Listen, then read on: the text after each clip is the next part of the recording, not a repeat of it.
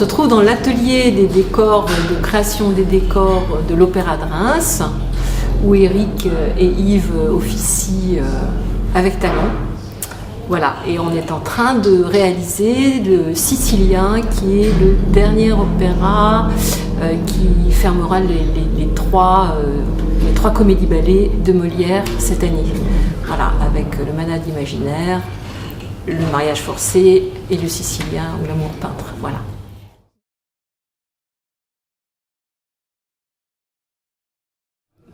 Quels univers, ça c'est dur à vous dire. En tout cas, ils sont très différents. Voilà, donc vous pouvez venir aux trois, vous ne serez pas déçus. La première est plus dans des teintes, je dirais, plus austères, plus sombres. C'est pour moi aussi un grand jeu de cubes, en quelque sorte. Voilà, qui répond bien à ses fonctions, qui a une maison intérieure, qui a une ville. On passe de l'un à l'autre élégamment et en mouvement. Pour le Malade imaginaire, on est dans un Paris un peu étouffant. On ne voyait pas la Seine à l'époque. C'était construit de part et d'autre de la Seine. Et les rues étaient étroites, donc avec peu de lumière. Et j'essayais de retranscrire ça avec des moyens simples. Et l'intérieur de la maison d'Argan est quelque chose de... On ne va pas dire plus cocooning parce que c'est quand même assez sobre, mais quand même convivial, et puis les personnages donnent une vie à cela, et il y a une rencontre entre l'intérieur et l'extérieur, le carnaval de l'extérieur et la vie d'Argan austère et malade, du malade. Dans le mariage forcé, on est dans le conte, et on est encore dans une ville, on est encore dans la maison, on est encore dans Paris, parce que si vous serez plus à Jardin, vous verrez le Pont-Neuf. Mais c'est beaucoup plus lumineux, on est dans l'opposé, on est dans des lumières très blanches et avec plein de possibilités d'éclairage. Je compte beaucoup sur Carlos Pérez à ce propos. Et on est dans la lumière totale et dans l'irréalisme total de la ville parce qu'elle est esquissée.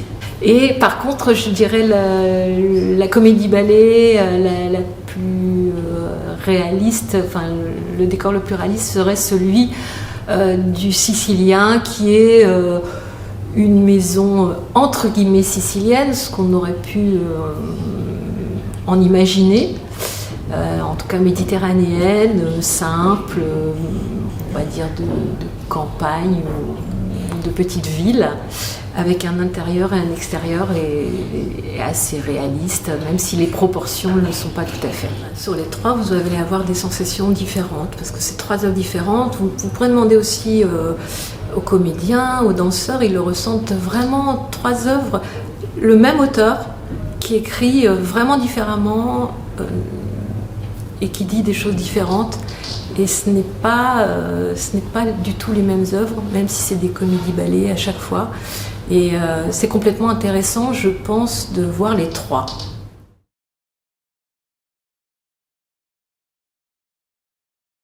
Alors, le commanditaire premier, c'est d'abord le metteur en scène. Donc, c'est mon patron, en quelque sorte. C'est le premier qui initie les choses. Souvent, je lui demande de me raconter l'histoire, même si je peux la lire ou si je la lis 10 fois, sa version me donne aussi son univers, sur quoi il s'accroche, sur quoi ce qui lui parle en fait. Donc je note tout ça, et puis après c'est un tas d'échanges réciproques avec des esquisses successives, des petits projets en volume très rapides, et après ça s'élague et on arrive à ce pourquoi on est d'accord, et lui et moi. En général, voilà. Et après, c'est sûr, Marie-Geneviève à la chorégraphie va s'intégrer à ça. Elle est beaucoup plus contrainte aussi.